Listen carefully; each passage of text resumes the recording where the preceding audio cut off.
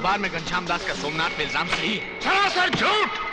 ये एक बहुत बड़ी साजिश है मेरे खिलाफ। अब तक कोई ऐसा सबूत नहीं मिला कि सोमनाथ पर कत्ल का इल्जाम साबित हो सके। कुमार साहब खड़े हो रहे हैं हमारे खिलाफ।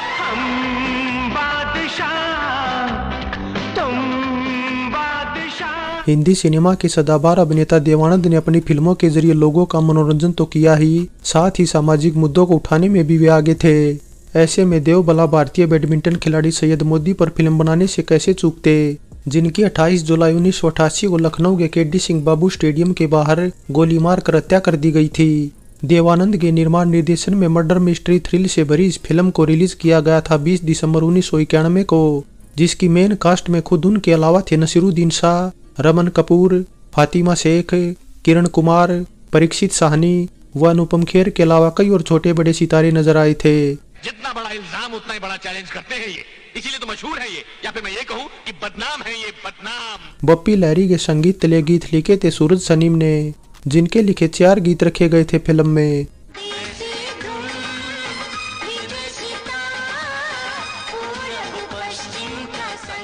सभी गीतों को अपनी मधुर आवाज से सजाया था अमित कुमार, शब्बीर कुमार, कुमार शानू, उदित नारायण, लता मंगेशकर, आशा भोसले, उत्तरा केलकर व नन्ना मुखर्जी ने।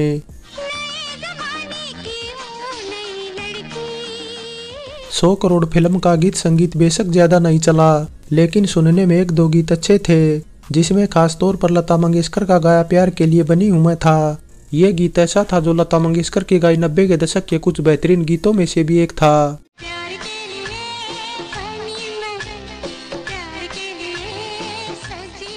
2 घंटे 38 मिनट की 100 करोड़ फिल्म को IMDb की तरफ से मिली 4.2 रेटिंग बताती है कि सैयद मोदी के मर्डर पर बनी ये फिल्म एक तरह से दर्शकों को कुछ खास पसंद नहीं आई थी। ऐसे में फिल्म के बजट व कमाई को लेकर बात करें तो दोनों ही कहीं मेंशन नहीं कर रखे, लेकिन इतना जरूर है कि ये एक लो बजट फिल्म थी। ऐसे में आप सभी का क्या अनुमान है, नीचे कमेंट कर बताएं। वैसे हमारे अनुमान के मुताबिक इसका बजट 70-80 लाख रुपए के आसपास था और रिलीज के बाद ऑल ओवर इंडिया ये 1 करोड़ 20 लाख के आसपास की कमाई कर सेमी हिट रहते हुए टॉप 20 फिल्मों की लिस्ट से भी बाहर थी। जबकि वहीं बात करें साल की सबसे कमाऊ फिल्म साजन की तो उसकी 10 करोड़ की कमाई के आसपास कोई फिल्म नहीं फटक पाई, क्योंकि दूसरे नंबर की फिल्म हम की कमाई 9 करोड़ 25 लाख पर ही सिमट गई थी और 75 लाख का अंतर उस जमाने में कम नहीं था, क्योंकि इतने में 100 करोड़ जैसी फिल्म बन गई थी। अच्छा लगा। देवानंद ने 100 करोड़ जैसी फिल्म बनाने का फैसला क्यों किया, इसके पीछे की वजह है कि तब बॉलीवुड में सच्ची घटनाओं पर बेस्ड फिल्में बनाने का चलन नहीं था, या यूं भी कह सकते हैं कि किसी में साहस भी नहीं था। लेकिन देवानंद ऐसे थे जो सच्ची घटनाओं पर फिल्में बनाने का साहस रखते थे और उनका ये चलन कई सालों पहले शुरू हुआ था। ऐसे में भला सैयद मोदी जैसे खिलाड़ी की हत्या पर फिल्म बनाने से वे कैसे पीछे हटते, जिनकी मौत से पूरे भारत में सदमे की लहर थी। और लहर इसलिए भी थी क्योंकि पुलिस ने मोदी की पत्नी अमिता मोदी व उनके प्रेमी राजा संजय सिंह के खिलाफ FIR दर्ज की थी। ऐसे में मर्डर मिस्ट्री के साथ देव ने फिल्म में पॉलिटिशियन को भी जोड़ दिया, और इसलिए जोड़ा क्योंकि तब नेताओं की स्विस बैंक में पैसों को लेकर पोल खुलने लगी थी। वैसे देव ने फिल्म बनाने का प्लान पिछली फिल्म अव्वल नंबर की शूटिंग के दौरान ही कर लिया था, इसलिए जांच पड़ताल कर कहानी फाइनल करना ही बाकी रह गया था, और जांच पड़ताल तो देव को खुद ही करनी थी। ऐसे में पूरी कहानी लिखने के बाद देव एक दिन जब फ्लाइट में सफर कर रहे थे तो उनकी मुलाकात एयर होस्टेस फातिमा शेख से हो गई, और पहली मुलाकात में ही देव ने फातिमा को अपनी फिल्म 100 करोड़ ऑफर कर दी, जिसे फातिमा तुरंत करने को तैयार हो गई, क्योंकि तब उनकी फिल्मों में करियर बनाने की तमन्ना जाग उठी थी। वैसे इसके बाद फातिमा की बहन मारू शेख भी उन्हीं की राह पर चलते हुए एयर होस्टेस की जॉब छोड़कर फिल्मों में ही करियर बनाने निकली थी, जिनकी अभिनेता दीपक तिजोरी से सगाई भी हो गई थी, लेकिन शादी परवान नहीं चढ़ पाई। वैसे कुछ ऐसा भी बताया जाता कि फातिमा की जगह देव पहले जेबा बख्तियार को लेना चाहते थे। उन्होंने जेबा को अप्रोच भी किया था, लेकिन जेबा की लुक भूमिका से मेल नहीं खा रही थी। कुछ इस वजह से भी उन्होंने फातिमा को ही फिल्म में साइन किया। वैसे देवानंद ऐसे थे जो बगैर नफा नुकसान के अपनी फिल्मों का निर्माण व निर्देशन करते थे। किसी का इंटरफेयर उन्हें पसंद नहीं था, उन्हें जो अच्छा लगता उसी हिसाब से वे पूरा करने की सोचते थे। इसीलिए उन्होंने हिंदी सिनेमा को कई ऐसे अभिनेता व अभिनेत्रियां दी जिन्होंने आगे चलकर खूब नाम कमाया।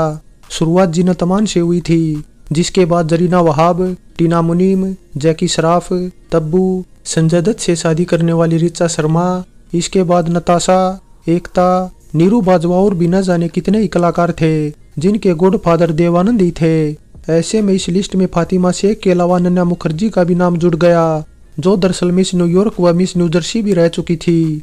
देव ने उन्हें भी 100 करोड़ में एक छोटी सी भूमिका में साइन कर लिया। वैसे ऐसा नहीं कि देव ने जिसे फिल्म ऑफर की उसी ने साइन कर ली, बल्कि लिस्ट में सैफी नामदार ऐसे थे जिन्होंने देवानंद का ऑफर ठुकरा दिया। दरअसल देव ने उन्हें एक भूमिका के लिए अप्रोच किया था और ये सोचकर अप्रोच किया था कि वे अपनी फीस कुछ कम करेंगे, लेकिन सैफी ने देव को ऐसी छूट देने से मना कर दिया। जिसके बाद देव ने बड़े नामों के तौर पर नसीरुद्दीन शाह, किरण कुमार व अनुपम खेर को ले लिया। तीनों उस वक्त काफी डिमांड में थे और कई बड़ी फिल्में कर रहे थे। ऐसे में यही वो 3 अभिनेता थे जो फिल्म में देव के बाद बड़ा नाम थे, जिसमें नसीरुद्दीन शाह से पहले नवकेतन बैनर्जी स्वामी दादा और अनुपम खेर हम नौजवान में भी काम कर चुके थे। हालांकि तब दोनों ही अभिनेता नए थे और भूमिका भी इतनी बड़ी नहीं थी, लेकिन 100 करोड़ फिल्म में दोनों ही अभिनेता की अहम भूमिका थी। नसीरुद्दीन शाह जहां सहायक भूमिका में थे तो अनुपम खेर को देव ने मेन खलनायक बनाकर पेश किया था और अनुपम खेर हो या नसीरुद्दीन शाह दोनों ही दिन भर की शूटिंग वक्त से पहले ही खत्म कर लेते थे और सेट पर तब तक बैठे रहते थे जब तक देव शूटिंग खत्म नहीं कर लेते थे। ऐसा इसलिए था क्योंकि दोनों देव को ज्यादा से ज्यादा शूटिंग करते देखना चाहते थे और नसीरुद्दीन शाह व अनुपम खेर के अलावा शूटिंग के दौरान जिसे सबसे ज्यादा मजा आया वो आफ्ताब शिवदासनी थे, जिन्हें रमन कपूर खासतौर पर पसंद थे। लेकिन वहीं दूसरी तरफ फातिमा शेख उन्हें नापसंद थी और नापसंद इसलिए थी क्योंकि रमन जब रात के समय उनसे मिलने जाते तो आफ्ताब को भी साथ ले जाते थे, जिस वजह से फातिमा गुस्सा हो जाती थी और मुंह से कई बार अपशब्द भी निकाल देती थी। वैसे आफ्ताब फिल्म में बतौर बाल कलाकार नजर आए थे और अगर इसके बाद कई सालों से अटकी इंसानियत 1994 में रिलीज न होती तो 100 करोड़ बतौर बाल कलाकार आफ्ताब की आखिरी फिल्म भी होती। इसके अलावा बात सेंटर भूमिका को लेकर करे तो देव ने सैयद मोदी की भूमिका में नई नवेले रमन मैद को साइन किया, जिन्हें दरअसल इससे पहले सुरेश ग्रोवर ने साल 1990 में चुरा लेंगे आंखों से काजल में साइन किया था। हालांकि कुछ वजहों से बाद में सुरेश ने उनकी जगह अक्षय को ले लिया, लेकिन बावजूद इसके फिल्म की शूटिंग शुरू नहीं हो पाई और डिब्बा बंद हो गई। ऐसे में देव को उनके नाम से दिक्कत थी, इसलिए उन्होंने अपना फिल्मी नाम रमन मैद से रमन कपूर कर लिया और यही सोचकर किया कि इसके बाद उन्हें फिल्मों में काम मिलने लगेगा।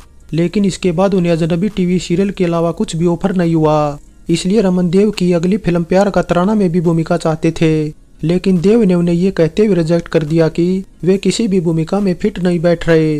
वैसे ऐसा बताया जाता कि रमन 100 करोड़ फिल्म के दौरान देवानंद से नाराज थे और नाराज इसलिए थे क्योंकि एक तो देव ने उन्हें ज्यादा मौका नहीं दिया और ऊपर से उनके कई सीन भी एडिटिंग के दौरान कट कर दिए थे। हालांकि रमन को लेकर फिल्मी गलियारों में उस वक्त ऐसी भी चर्चाएं सुनने को मिली थी कि निर्माता सत्ती सोरी अपनी छोटी बेटी अर्चना की शादी उनसे कराना चाहती थी, लेकिन कुछ वजहों से ऐसा हो नहीं सका। वैसे अगर देखा जाए तो 100 करोड़ फिल्म की कास्ट काफी लंबी चौड़ी थी। ऐसे में देव ने थोड़ी थोड़ी भूमिकाएं सभी में बांट रखी थी, जिनमें परीक्षित साहनी भी थे, जिनकी अव्वल नंबर के बाद देव के साथ ये लगातार दूसरी फिल्म थी, जिसके बाद वे प्यार का तराना में भी नजर आने वाले थे। परीक्षित को लेकर ऐसा कहा जाता है कि 80 के दशक के आखिर में उनके पास कोई काम नहीं था, लेकिन बलराज साहनी का बेटा होने से देव ने उनके साथ न केवल 3 फिल्मों का कॉन्ट्रैक्ट साइन किया बल्कि ये भी सलाह दी कि खाली बैठने से बेहतर है कि वे छोटी हो या बड़ी, फिल्मी हो या नॉन फिल्मी, हर तरह की भूमिकाएं करते रहना चाहिए। बस कुछ इसी वजह से परीक्षित ने इसके बाद टीवी सीरियल में काम करना शुरू कर दिया, जिसके बाद वे इतने बिजी हो गए कि खाना खाने तक की फुर्सत नहीं थी उनके पास।